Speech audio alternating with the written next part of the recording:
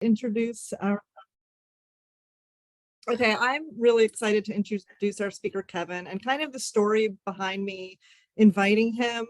So he spoke here in November 2020, and I remember because I was in my first month of sobriety. I didn't even have 2 weeks yet, and I was just like, getting sober on Zoom and during COVID was like, I just felt like F this. And then I didn't know which way that was going to go, right? And then he spoke here, and there was just something about his energy and his message. And it was my seed. It was like, wait, I can do this. I can do this. And that was my flimsy read. And I'm so grateful. It was awesome talking to him on the phone and getting to hear his voice again, because it was such a turning point for me. This meeting has really saved my life. And I'm just so grateful beyond measure.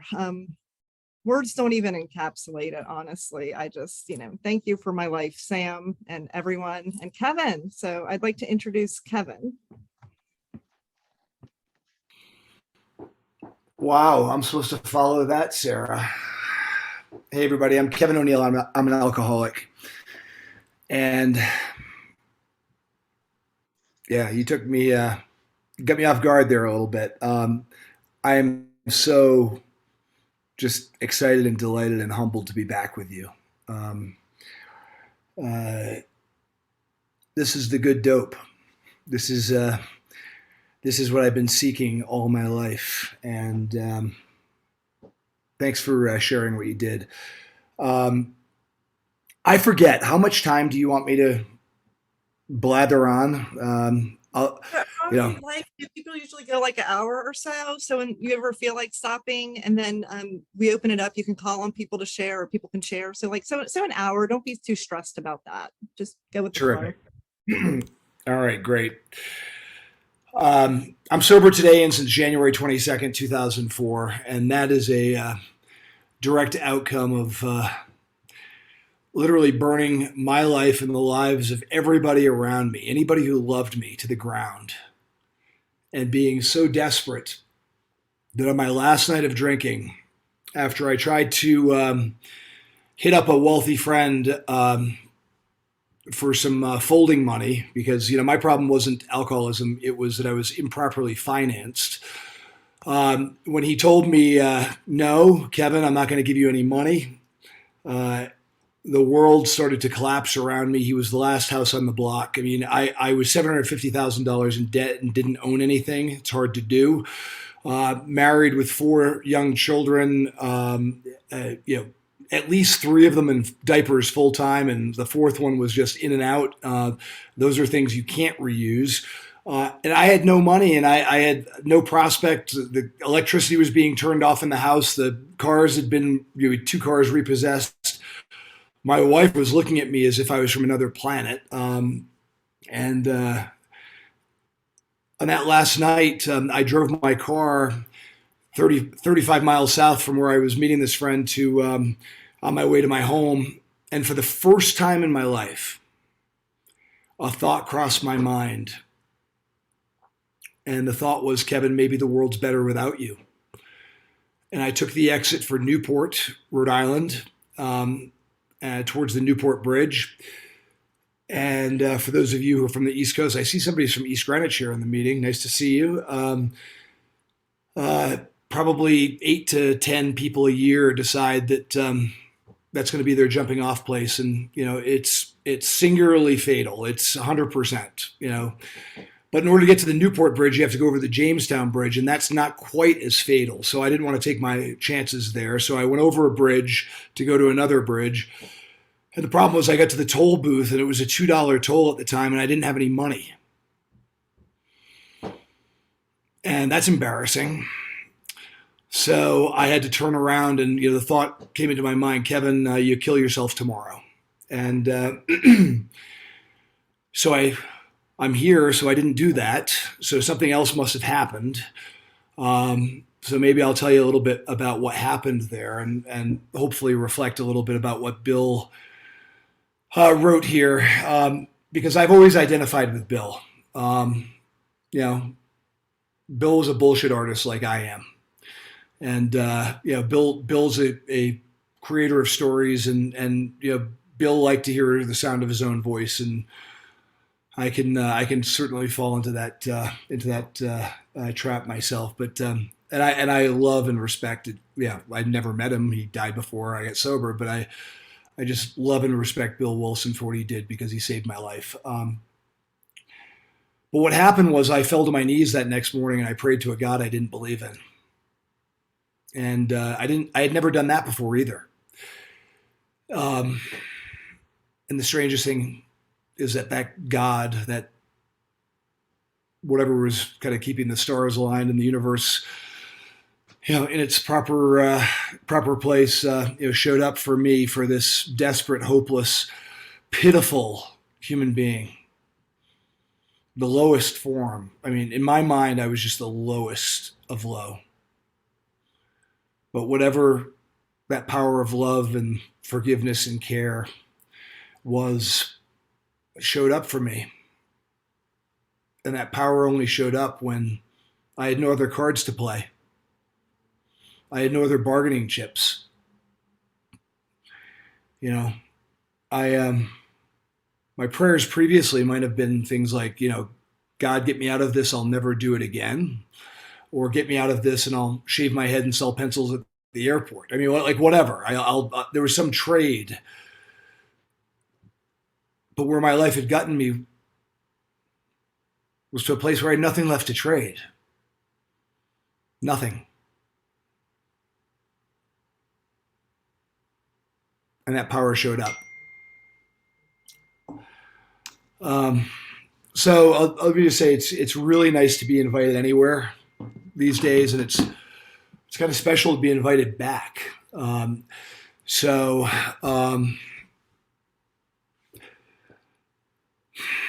emotional sobriety is something that is that next frontier, right? Because being sober for this guy is not good enough.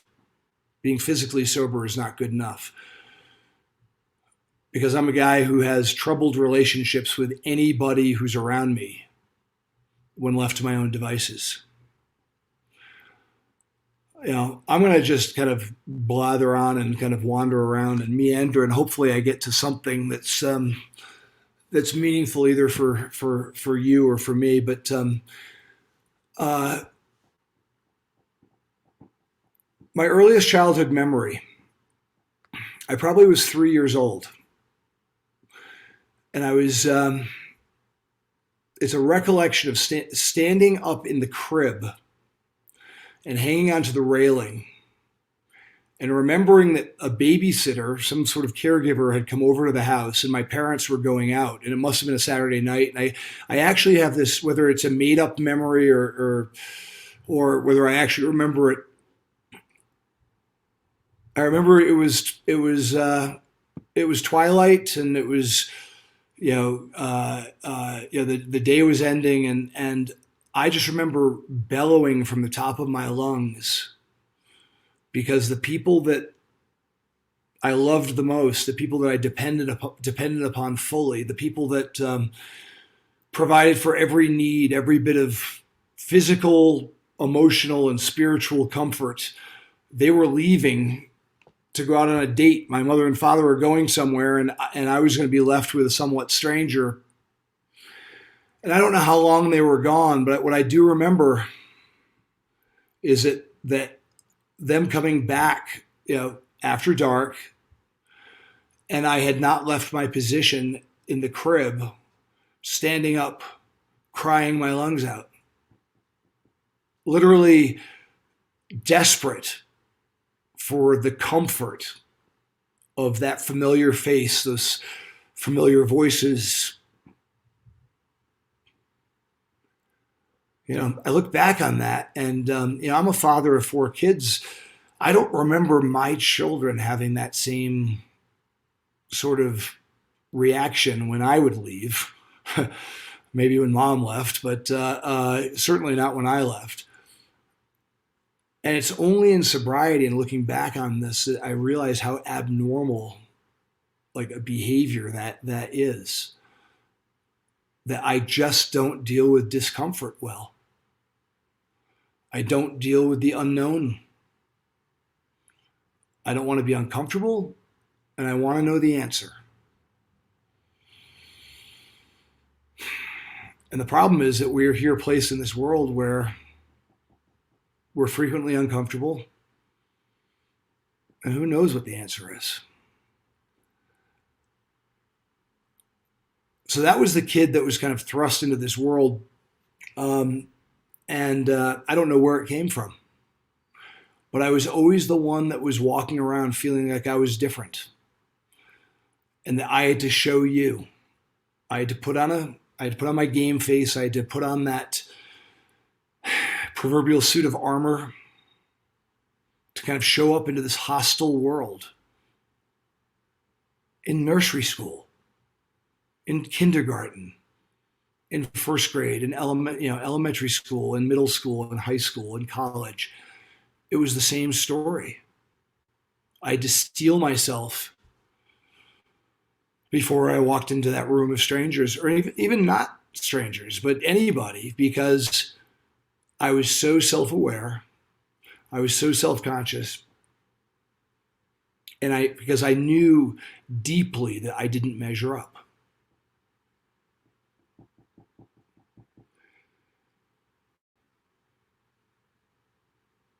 You know, my story with alcohol is just a continuation of this theme, right? I was a kid that from the earliest memory, 3 until 14, was desperately searching for a solution, for an answer, for comfort to this problem that I was struggling with, this feeling of just being different and afraid.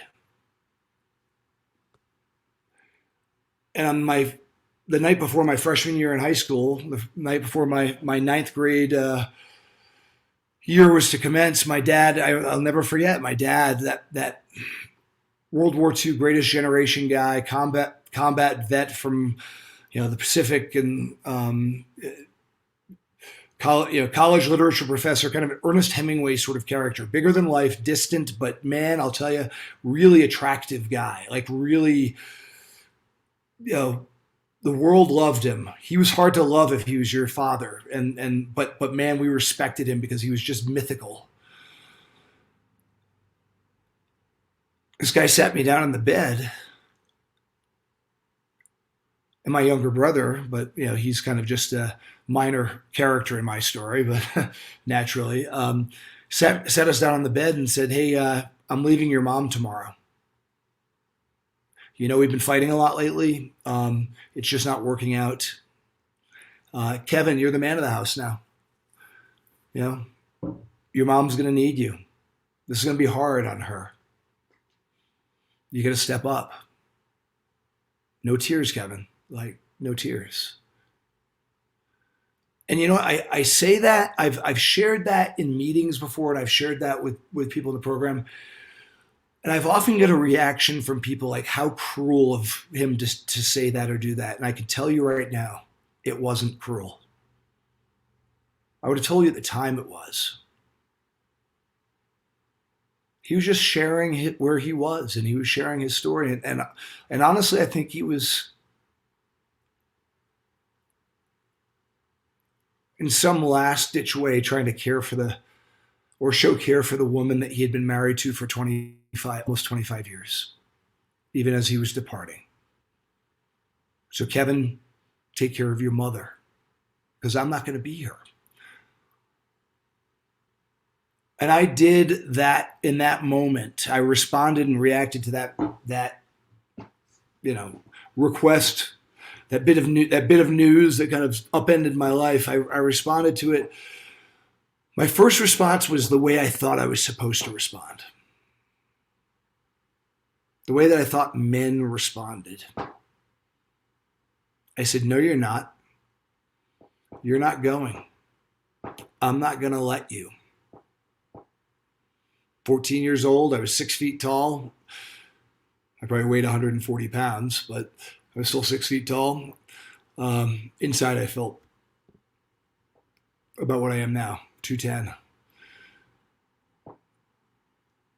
He didn't hear that. He didn't listen to that. That did not have that did not have the intended reaction with him. He kind of brushed me aside because I had blocked the door. And my second reaction was my real reaction. It was a reaction that this scared, hopeless, desperate kid, no different than the 3-year-old who was in the crib grasping the rails with tears just flying out of his eyes, would have done. I crumbled to the floor. I held onto his ankles. I sobbed and I screamed, "Dad, please don't leave. I'll be good."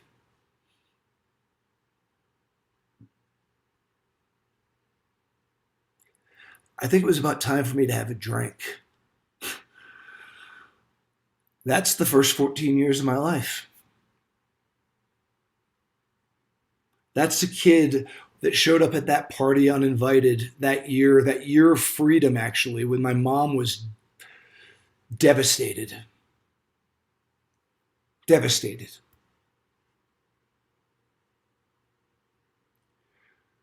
I showed up at that party in the neighborhood. I heard that these kids were their parents were out and they were going to do something fun, and I was not the kind of kid that was being invited to those kinds of parties. And the most courageous act I think I had taken in my life until that point was stepping over the threshold into that party, into hostile territory. Because my powers of observation and awareness were just acutely tuned in. I knew that I wasn't welcome. I knew that I was not part of this group. I knew that they didn't like me. I knew that I was different. I also probably felt that I knew what they were thinking. That's Kevin O'Neill. He's not one of us. What's he doing here?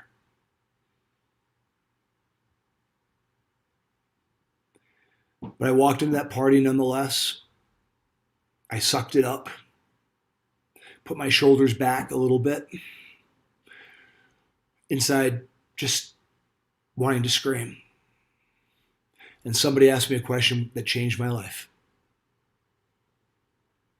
See, there was a keg in the middle of the kitchen floor with about that 18-inch black rubber tube, that hose, which became kind of my, ankle bracelet for the rest of the party. I don't think I strayed much further than the 18 inches, but that person said, "Hey, Kevin, do you want a beer?" Or, "Hey," I don't think he called me Kevin. I don't think he knew who I was, but, "Hey, you want a beer?"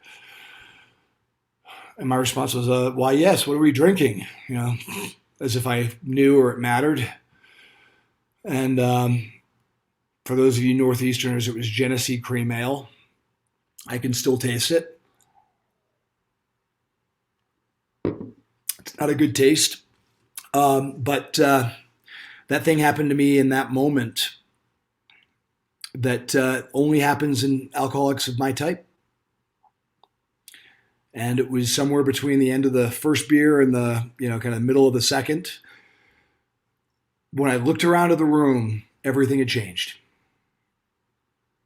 I wasn't that 3-year-old in the crib anymore. I wasn't that guy hanging onto his dad's ankles, desperate and crying, looking for affection and comfort and security. This wasn't hostile territory anymore. In fact, it felt kind of like a loving room, which was odd because I had never really felt this before. But all of a sudden, I seemed interesting, and it was profound. The change that happened to me was something that it was just it was literally like somebody had kind of given me a lobotomy, put a new brain in me, and the confidence was there, the swagger, the most frightful things or creatures in this house were actually these young girls, right? Because man, they just scared the crap out of me because they had what I wanted. and they weren't giving it. They weren't giving it up. Uh, and all of a sudden, I was able to talk to them. I was able to look them in the eye because I was the shoe guy, right? I was the guy. I could tell you what kind of shoes you were wearing. But all of a sudden, it's like I stood up taller and I looked the world in the eye. But we all know what happened. That thing that happens to all of us of this variety, right? Once the booze was in my system, that physical craving took over, and my body just operated on autopilot. And I drank and drank and drank and drank. I drank against my will. I blacked out. I browned out, blacked out, passed out, wet my pants. Like people the next morning were telling stories about me. Like they were asking questions like, "Hey, do you know what happened last night?" And that was like a trick question because I did not really know what happened last night. But when I came to that morning, face first, face down on that shag rug, holy balls, everything had changed for me. No matter the hangover I had, a bit of that minor embarrassment for kind of the goofy things I did, my skin fit for the first time in my life, and I knew that I was going to do it again. And again and again and again and again and again and again. And for 24 years, that's what I did. 24 years, from the ages of 14 to 38. Life just kind of operated on self-propulsion. I'll tell you right now that booze was great for me for a long time because it was my problem solver. It brought this kid out of his shell. I actually got a reputation in high school. I got a reputation of being kind of that fun, like party kid, who would say or do anything. Maybe a little bit unpredictable, but kind of allowed into the group. I don't know where I'd be without it, but it turned on me.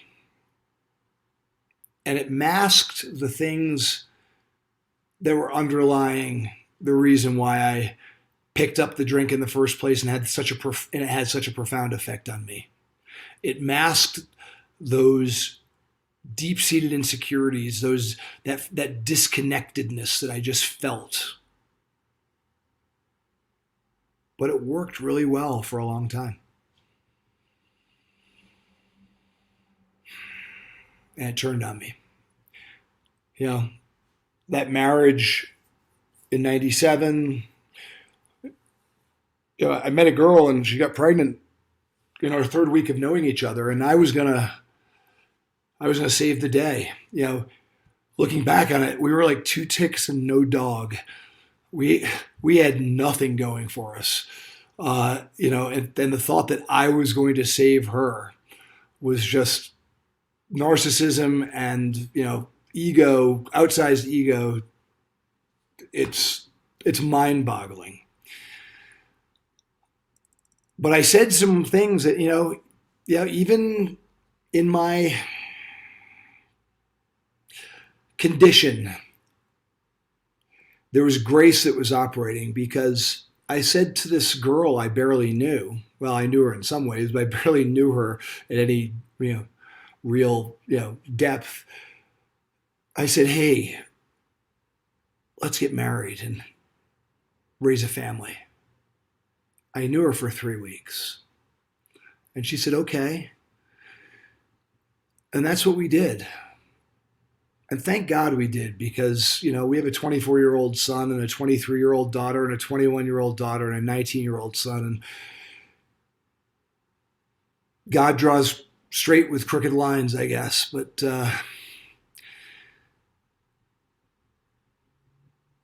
even in that state, grace was operating. But the thing is, the booze continued, and my behaviors became more aberrant, and life just, really became just tacky. I knew the way I was supposed to live, and my dad passed away in '99, and When he died, because of, you know, that 20-year gap of him, leaving in 79 and dying in 99, there's just such a it was such a on and off relationship. I hated him for doing to me what he did to me, which is abandon me. We tried to have a relationship. It was hot and cold. I tried to show off and show him that I had my act together. I didn't have my act together. He could see through it. He was not one to mince words. It always ended in kind of, conflict and confrontation. And I was a force of chaos in his life. And he was raising, he got remarried and raised a young daughter, and I would drunkenly call in the middle of the night and wake the family up. And what I only realized in sobriety is I was just that kid in the crib.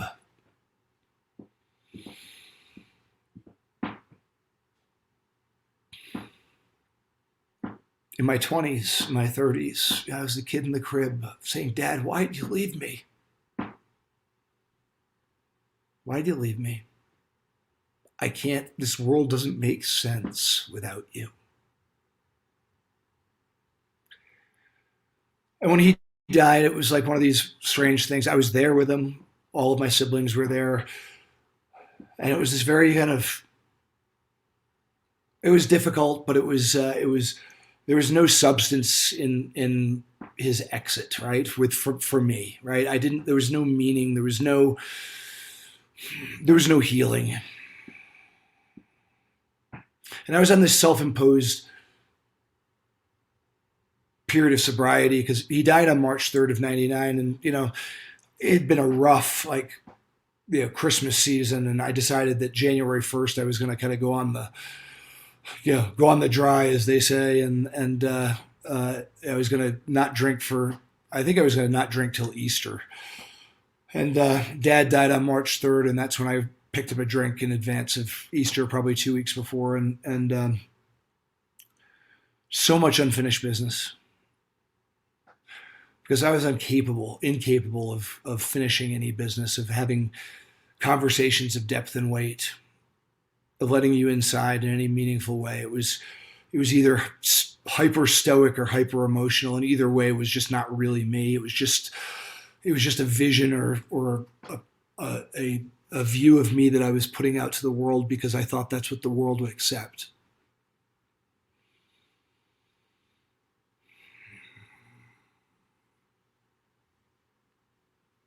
And the desperation continued. 5 more years of this crap.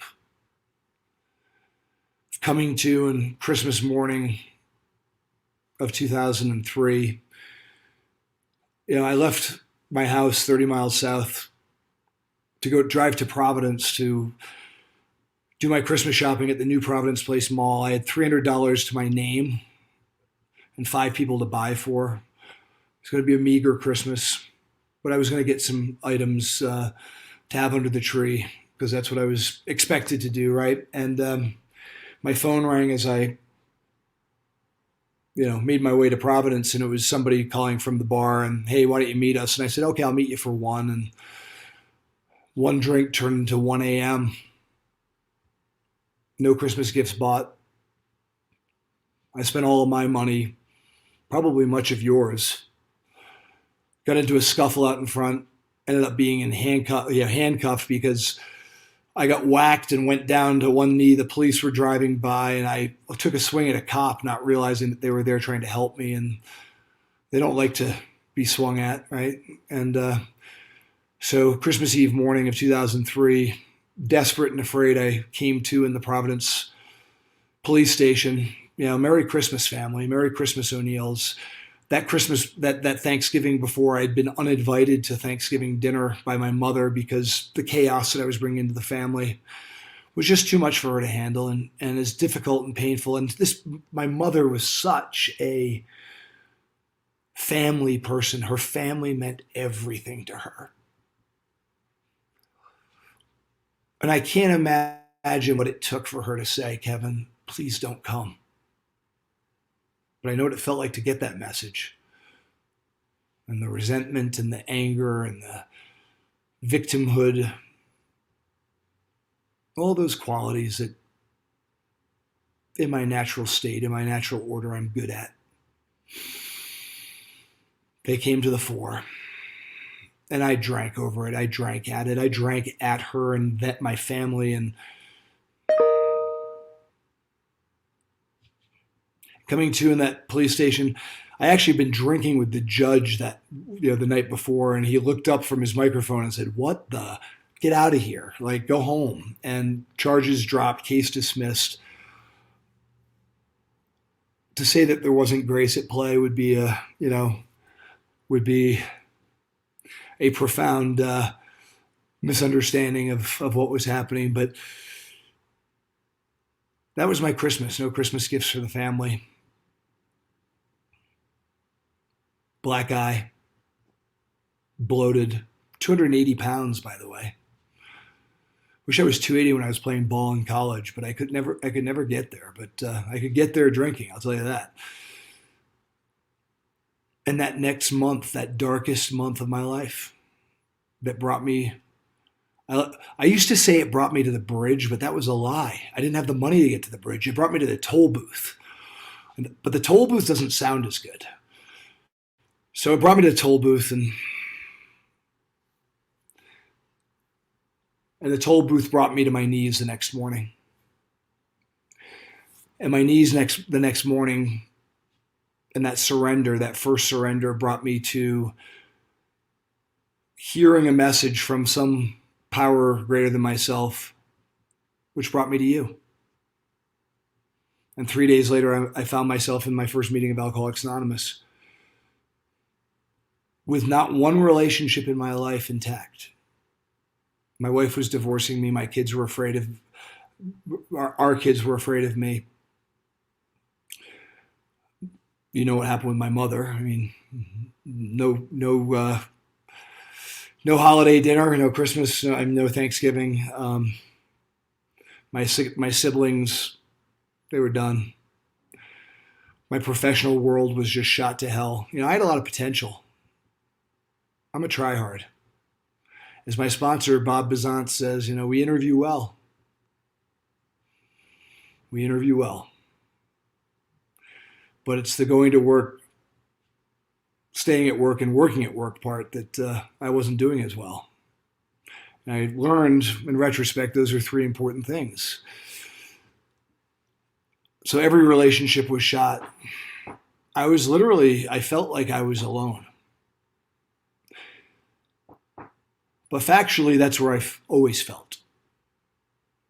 I've always felt that I was alone. Always felt that I've been in the desert. Life's instruction book was passed out on a day I was absent from class, right? And I walked into that first meeting of Alcoholics Anonymous, and there was a guy, and forgive me, I say this, and I know that it may offend someone, and I hope I don't. But it tells the story. It's more about my ego than anything else. And so I'm sitting in the car in the parking lot, and I'm really, really scared because this is the third car. Like, they want the car, like the bank. And so I'm hiding the car, and I'm kind of taking it out at night and whatever. And so I'm in the parking lot of this church on this cold January night. It is probably like 5 degrees outside, which I know is like July in the Twin Cities, Bill. But anyway, and I'm like jumpy because it's my first. I'm like going to walk into my first meeting of Alcoholics Anonymous, and that doesn't feel good. And secondly, I'm afraid that somebody's going to like steal the car out from under me. Or repossess the car, I should say. It's actually not my car. But there's this tap on the window, and it literally, if I had false teeth, I'd have swallowed them because it scared me. Like, I jumped probably a foot off the seat, and I turned my head, and there was somebody standing there. And I rolled the window down. I'm like, yes. And he said, is this the AA meeting?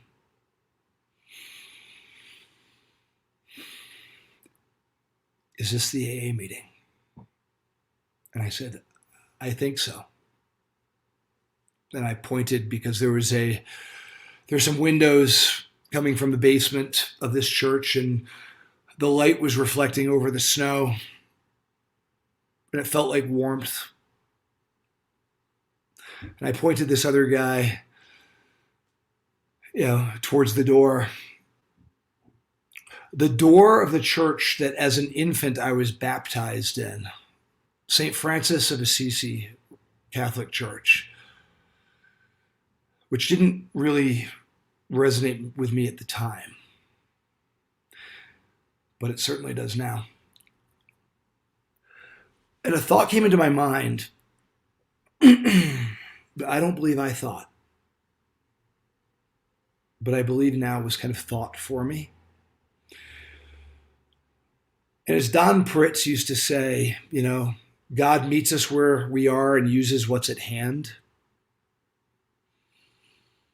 The thought that came into my mind was, Kevin, go into the meeting. There are probably a lot of sick people in there that you can help. I know now that God met me in that cold parking lot, in that car that I was scared to lose, to be repossessed. And what was at hand? What was used? The raw material was the remnants, the vestiges of this ego, this self-centeredness. That was the raw material that became grace-filled for this guy.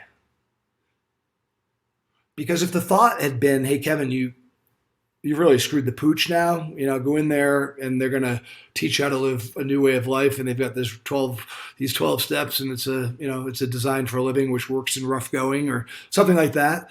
I would have said, go pound sand. But what got me out of the car, because I was having second thoughts, was, Kevin, go into the meeting. There are probably a lot of sick people there that you can help. And here's the potentially offensive part. I walked down the 12 steps into the church basement,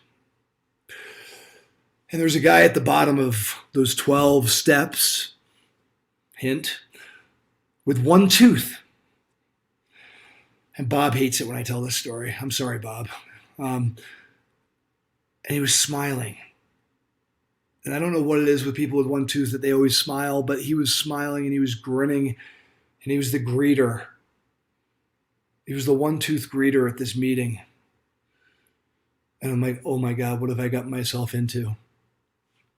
This is like the island of misfit toys. What? And he said, you look like you're new. And I said, why, yes, I am. And he said, my name is Bob. And welcome to Alcoholics Anonymous. If you want what I have, do what I did to get it. And I was thinking, what do you have, right? So this is me kind of assessing Bob, analyzing him. But there was something about him. He was looking me right in the eye. Right in the eye, with the most piercing blue eyes I think I'd ever seen. And this grin that reminds me of like this impish, almost has a secret, like kind of grin. But I could see it in his eyes. And boy, this guy welcomed me in. And what he had that I wanted was this sense of peace and comfort, because I was looking at his shoes. Because that's what I am. I'm a shoe guy. I am a shoe guy. And he led me into the meeting, and he got me a half a cup of coffee, and he sat me down, and he said, just identify, don't compare. And thank God he said that. Because a woman with a pink mohawk got up.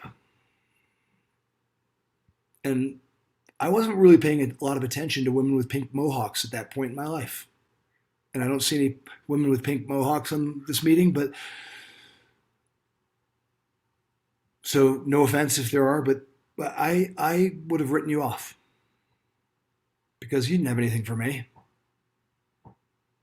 But here's the thing. She told my story. She hit me right between the eyes. And I sat there and I sobbed. And I couldn't believe that somebody who looked so different than me could connect with me on such a level as I never had felt like I was connected with before.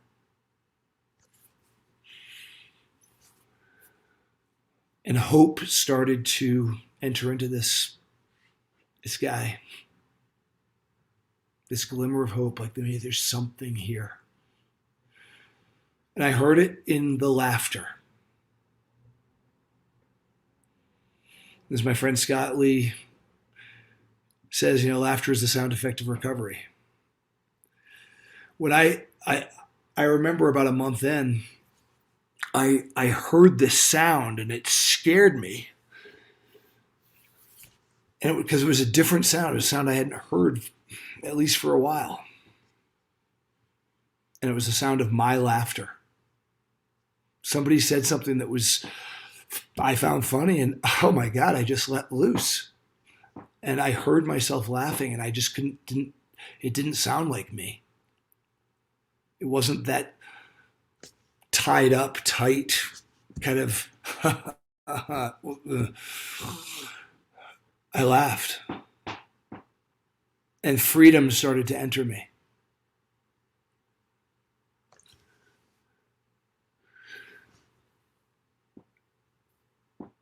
So I'm the guy at the toll booth, not the bridge, but the guy at the toll booth, ready to throw this precious gift away because I didn't see it.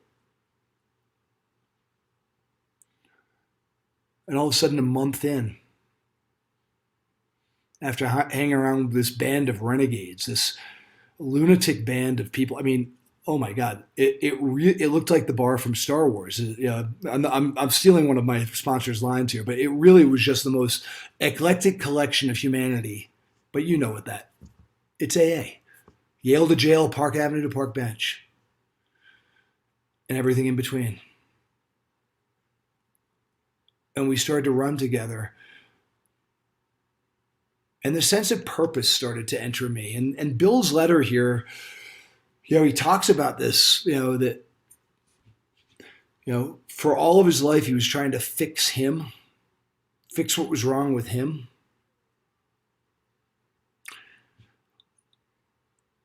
Yeah, I can so relate to that because,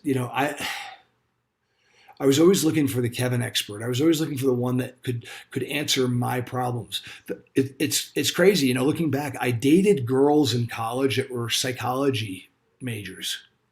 I mean, I was a serial psychology major dater, right? I went through the entire class, the entire cohort,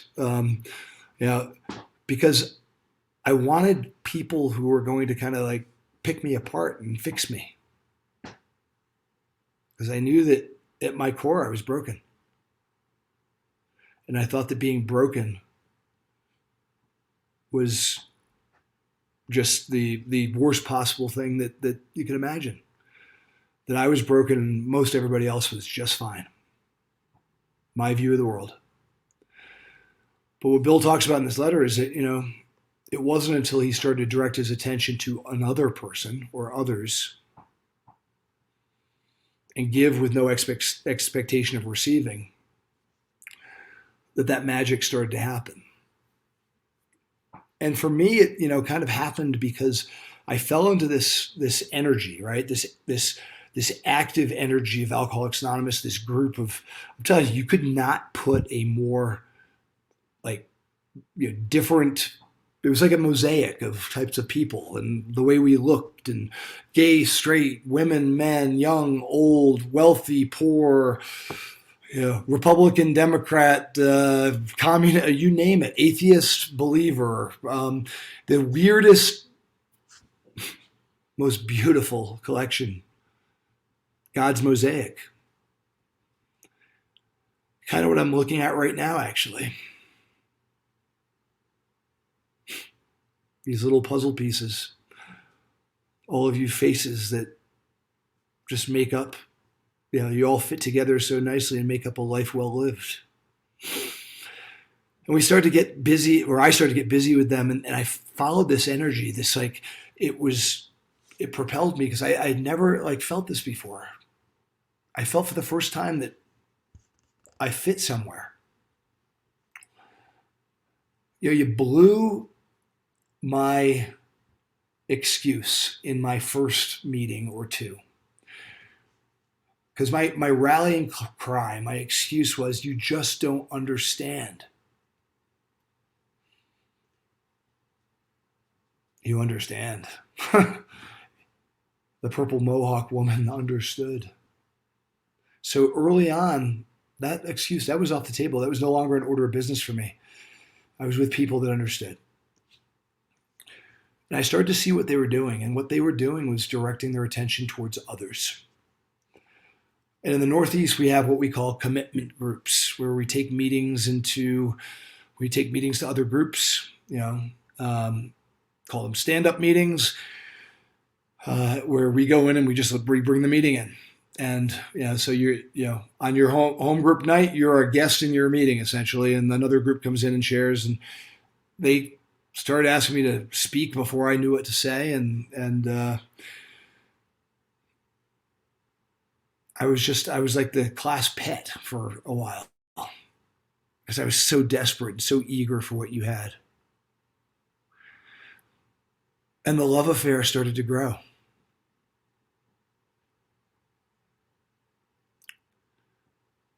And the love affair continues to grow to this day.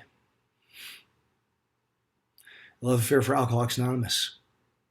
The love affair for God's kids. The love affair for myself. And you imbued in me this sense of purpose, this sense of meaning in life. And the first time I felt useful, actually, really useful, was sitting in a detox with a guy who seemed like he was paying attention to me. And me stumbling through a story.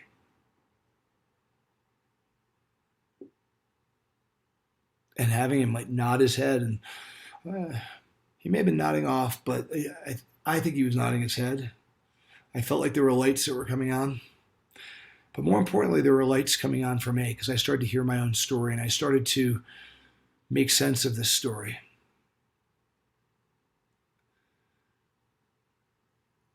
Forget who said it, but life only makes sense looking backwards, but we have to live our lives moving forwards.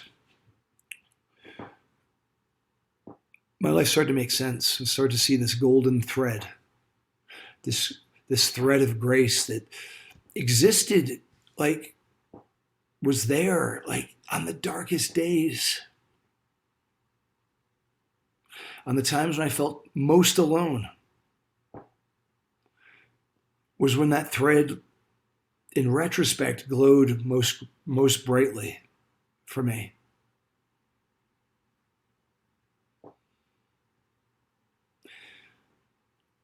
Those relationships didn't just heal miraculously.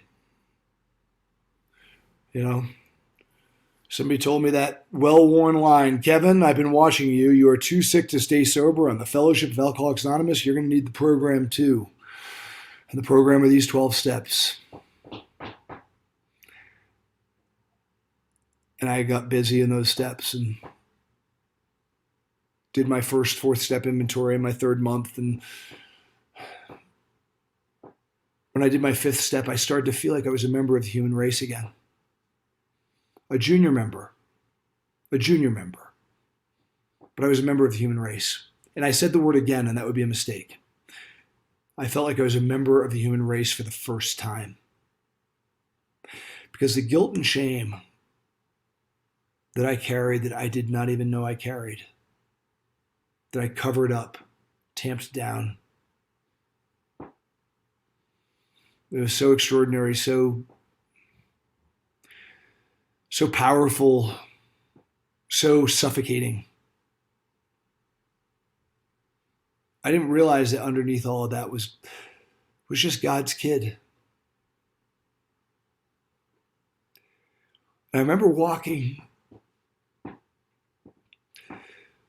out of that fifth step, after that sponsor hugged me, I thought my sponsor, after I told him what I had done, was going to kind of politely push me away and say, hey, Kevin, maybe you might need to find a different sponsor. But he hugged me and he told me he loved me. And he told me he was proud of me. And that I was going to be a great instrument.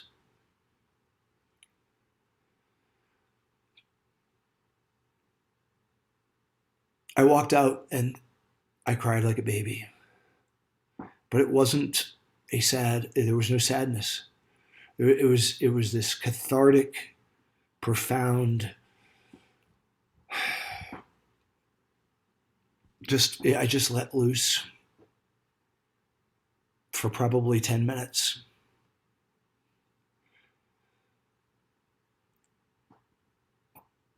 And I could have sworn that I walked into my fifth step and it was a kind of a winter day. It was a cold, gray winter day. And when I walked out, it was a spring day with flowers blossoming. Daffodils were pushing up. The grass was greening. The sun was warm on my face. I felt this loving embrace of this universe. I felt like I was where I belonged. I felt like I was home in my crib with mom and dad in their places where everything was in place, everything was in order, and I was safe.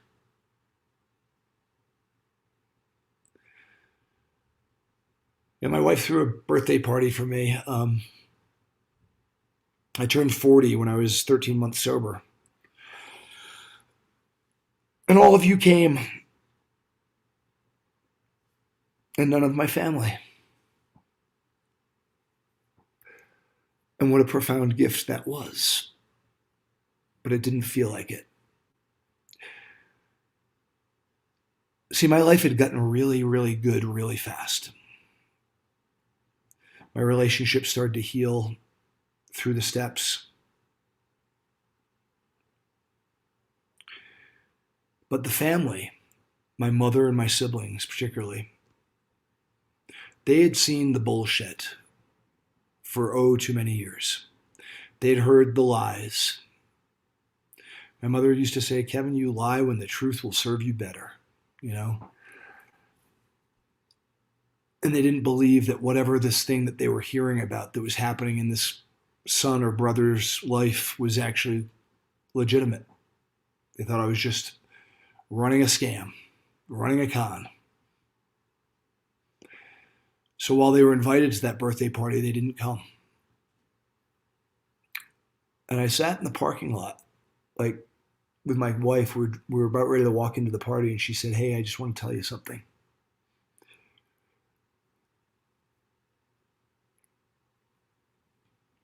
She said, I love you.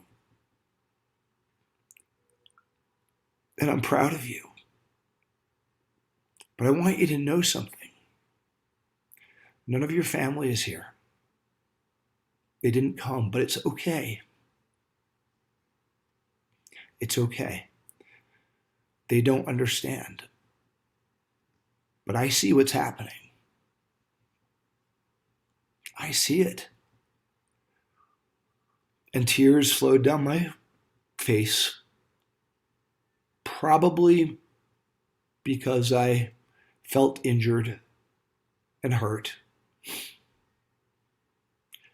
But I wiped my face and I walked in, and I had a 40th birthday party with you. Amazing. And my sponsor said, Kevin, suit up and show up and continue to do this work. And if that higher power that you're developing a relationship with wants you to have a relationship with your mother and with your siblings, then nothing will stand in the way, and the path will become clear to you.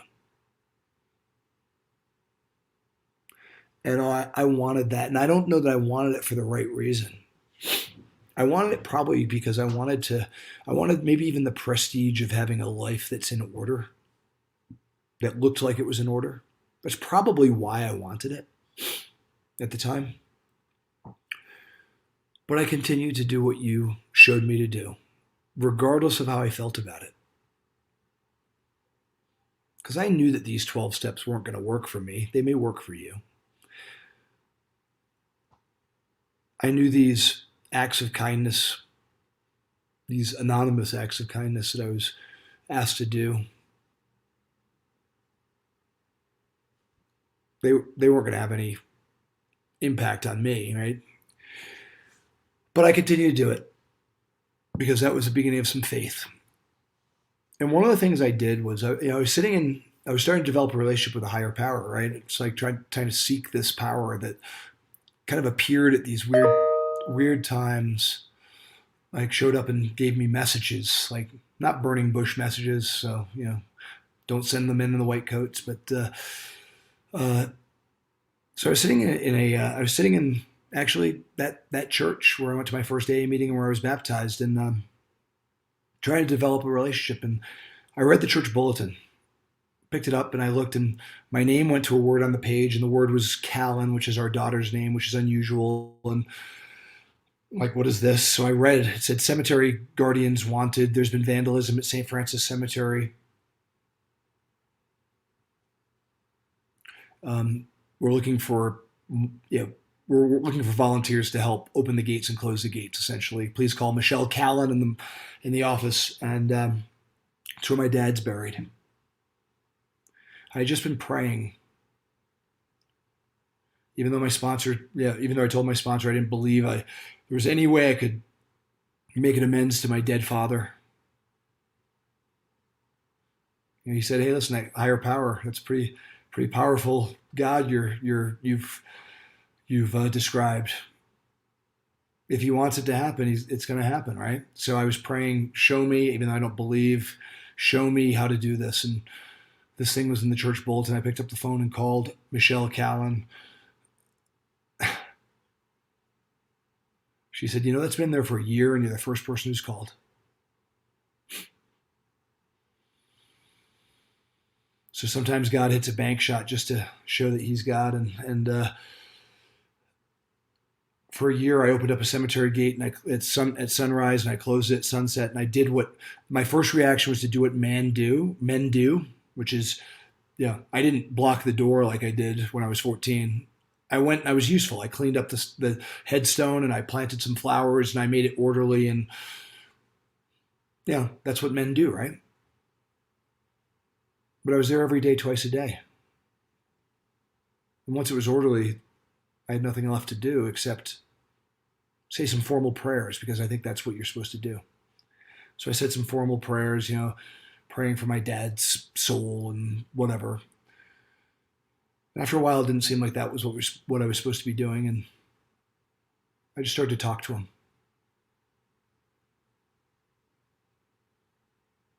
And the sense of connectivity and warmth and love and care that started to come back to me from standing there at that graveside, day in, day out, all seasons, is something that's indescribable. And at the end of a year,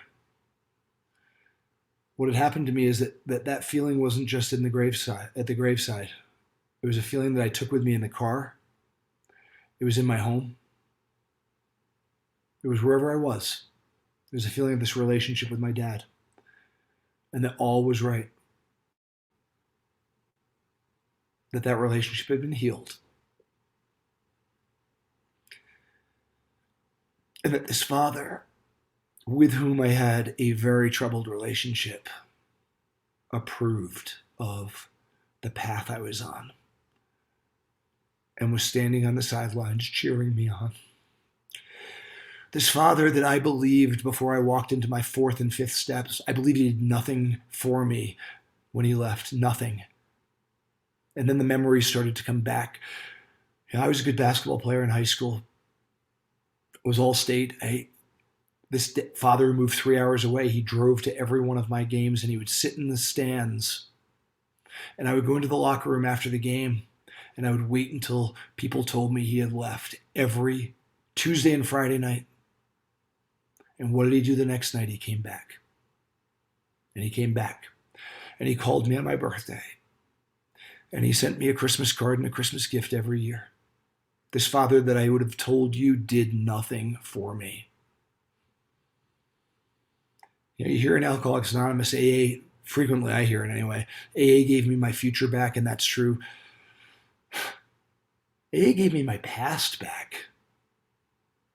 Because what I believed that actually happened was not really what had happened. The stories I told myself, that this guy had just abandoned me and not loved me.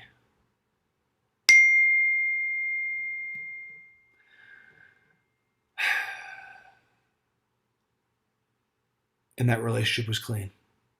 And I felt dad's love. Mom got sick. And I started to actually have a relationship with her. And I was asked if I could take her to a doctor's appointment, and she had lung cancer. And you think I've had a hard time holding it together in the last 45 minutes or 50 minutes or whatever? Just wait. So I sat there quietly, which takes a lot of work for me. But that's what my sponsor told me to do. Sit there quietly and listen. Stop, look, and listen, Kevin. Stop, look, and listen. And I sat there next to my mother as she received the diagnosis of lung cancer and this inoperable tumor. And well, we found a doctor who would operate. And I went to that appointment too. And I was sitting there, and I remember looking over her shoulder as she filled out the new patient form, and she knew her name and her address and social security number and date of birth and all that. But then when it said who to contact in the event of an emergency, my mom has 6 kids. 5 of them whom I knew she loved more than me. 5 of whom I knew that she respected more than me. But the name that she put down on that who to contact in the event of an emergency was me. And from memory, she put my cell phone number. I didn't believe my mother knew my cell phone number. And a miracle happened. She was essentially cured for 10 years. And the relationship I was allowed to have with this woman, this amazing, extraordinary woman who had been through so much, is one that I will not do justice in describing. Look into my eyes if you want to know what kind of relationship. But, and this kind of fits into how Sarah opened the meeting, in October of 2020, the cancer returned. Except this time, she said, I don't have it in me. I don't want to fight it. I want to play this out. I've had a great life. I have no unfinished business. And she said, but I want 3 things. And Kevin, can you promise me 3 things? And I said, Mom, I will do anything I can do for you. I will do anything you ask. And she said, I want to die in my own bed. And remember, this is 2020. This is the heat of COVID. This is people are dying in closed wards away from their loved ones, feeling detached and lonely and afraid. I want to die in my own bed. That's 1. And number 2 is I want to be surrounded by people I love. So the last faces I see are the people that I love most in this world. said, okay, what's number 3? She said, I want to make it to Christmas.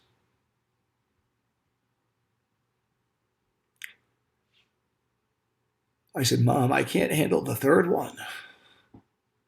You've got that one. But number 1 and 2, I will move heaven and earth for you. And on December 28th of 2020 at 4:44 a.m., in her own bed, surrounded by 3 of her children who had been there day in and day out, learning from her, caring for her,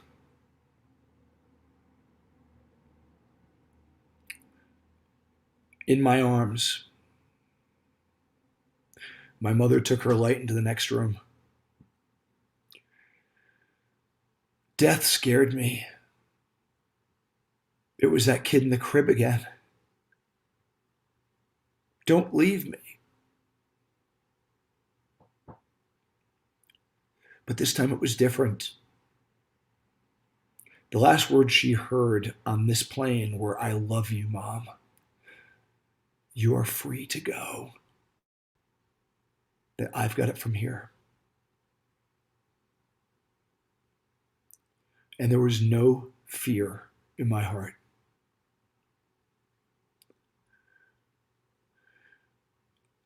In the last month that she was alive, I asked her I asked her several questions because I was learning from her. My mom was not a religious person, but my mom prayed every night.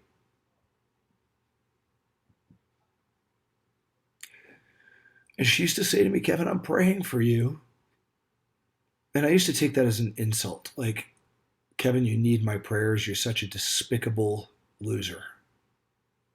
I'm praying for you. But I said, I got to ask her the question I was wondering, Mom, when you pray, what do you pray for? What are your prayers? And she told me. And I said, Mom, if it would be okay, I'd like those to be my prayers going forward after you leave here.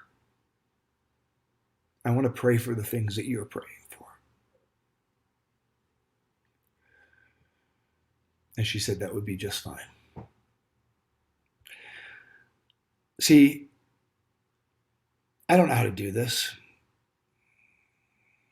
I'm not equipped for this. I'm not the guy that's supposed to be there loving and holding someone and listening to the silence. You know, I'm the guy that fills it with inane conversation. You know, the dead air is just too painful for me. I need to have control. I need to push my agenda because that's the only way I felt like I had any security or any stability in the world is if my hand was on the tiller. But because of you pointing me to these 12 steps, because the shoulders of giants that I get to stand on, like who've shown me the way, I got to be there fully in one of the most profound human experiences imaginable. The transition from this place to the next. And to bring peace. That's not in my playbook. Doesn't seem like it was in Bill's either. But God meets us where we are and uses what's at hand, right? And these character defects that still remain, which I've wanted to get rid of, which I've prayed to get rid of, I've tried to get rid of.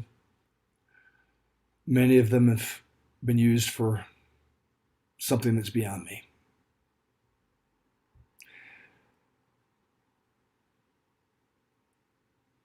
I love Alcoholics Anonymous. I love this path that we're on together. I love looking out at this mosaic, this Brady Bunch, you know, faces looking back at me. Many of you whom I've never met, but I just love you. What a gift. I'm going to wrap there. Thanks so much, Sarah, Sam, all of you for having me back. I hope there's something here that we can work with. Wow, that was Kevin. Thank you so much. You just really shared all of you with us, and I'm just so grateful. Thank you. Um, wow. Uh, it's funny. We're very similar. I had the same experience, very similar. It was kind of backwards. So my mother died first, like 13 years ago, and I drank my way through it. Like I couldn't face it. It was like, too much for me. And then when my father passed away,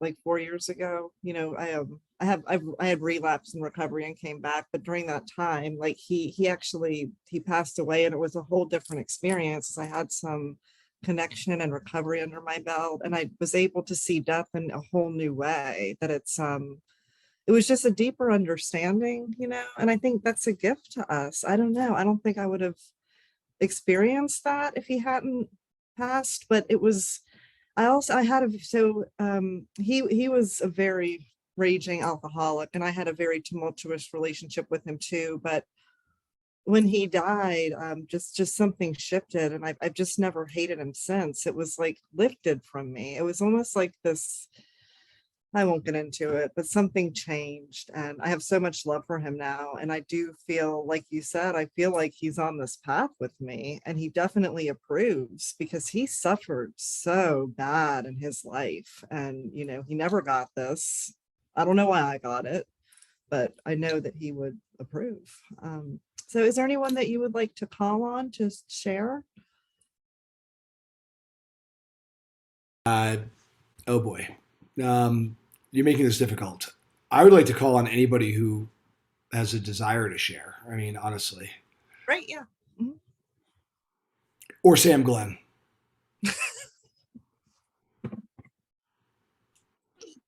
Kevin, thank you so much, man. What a beautiful share. I love you, buddy. It's been a pleasure being your friend and getting to know you over the years. We share a lot of the same. Our home retreat, one of our home retreats is the Usual Suspects, and mine has become Fellowship of the Spirit and Usual Suspects. And a lot of the same people go to the same things. And man, it's so funny to hear so many of the things that come from you. You hear trickle down from all these great teachers that have, been a part of our lives and have, contributed so much. And I started to think about while you were sharing, I mean, the power of God has used AA as like an irrigation system in my life. Like everything good and everything that grows comes right from it, comes from these people that have, continued to share, themselves so openly and have passed that experience along to us. My mom's been really sick and really struggling and on some medications and stuff. And she was, I won't go too far into it, but over Christmas, she was just really difficult. It makes her really cantankerous, and she just gets, and she really,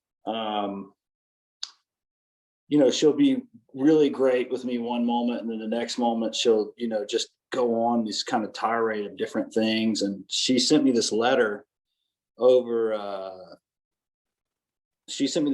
I knew that she was not doing well and that she was in kind of a bad place. And she sent me this letter, and I didn't open it just because it wasn't supposed to be opened, and I was irritated. I knew that the letter was going to be one of these long kind of things over this last week, and something came to me that said, just put it aside and give it back to her in another couple of weeks when she's feeling better, and ask her if she really wants to give you that letter. Like, hey, if you really anything we need to discuss in that. And I realized I had all this resentment coming up over the last week and a half over some stuff with her and all that. And finally, I just couldn't take it anymore. Like I was just like, I've got to get this out of my soul. I mean, this is a sick person. She can't do any better. She's doing the best she can, and I need to love her and not, nurture this resentment. And yesterday I talked to her. She was talking about going to a certain place to help her with some of the stuff that's going on with her. And she was just texting me. She wasn't talking to me. And finally I just picked up the phone and I got some good recommendations for some place to go. And I just loved on her a little bit. And, I buried that resentment. I told her that I really loved her and that I just wanted her to know that I was on her side. And, and it just, man, it changed my whole trajectory, like my whole mental and spiritual trajectory. Like I just felt resentment for me is just so poisonous, and this program gives me the tools to not avenge my ego and have to be right, but allows me to supersede way over that line and go into this place where I have real love for people, even when they smack at me and swat at me a little bit. You know what I mean? Like I'm a girl. AA has made me the kind of man that can take it, like I can take it. It's okay. I'm gonna love you anyway. I don't have to. And it's just such a privilege. And man, that story with your mom, you told some of that last time, dude, that always just opens my heart right up, buddy. I love you. You're a beautiful human being. And thank you for being the inspiration that you are.